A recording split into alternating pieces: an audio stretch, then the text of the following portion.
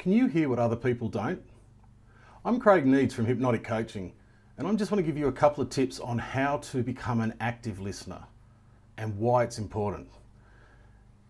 When you're an active listener, you're a conscious listener. You're listening on purpose. You're listening for real, right?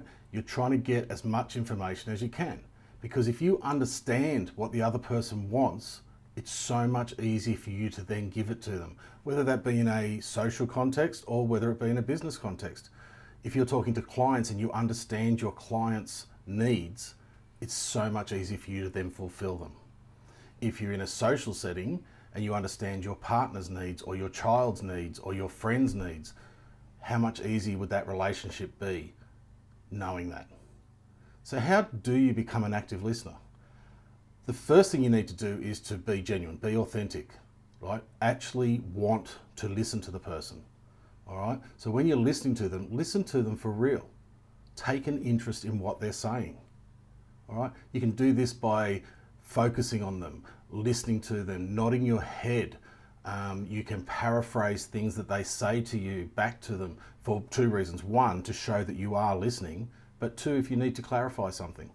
So you might ask them a question about what they just said and say, is that right? So that you're paraphrasing the stuff back to them. You can repeat things that they've said, again, as a clarification. It's just a way of showing that you are genuinely interested in what they're saying. All right? Little things like, go on, encourages them to continue to talk, because the more they talk, the more information they give you, the more information you have at your beck and call to then help them.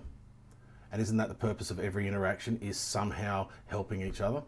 So the more you know about them, the more you know what they need, the more you can help them.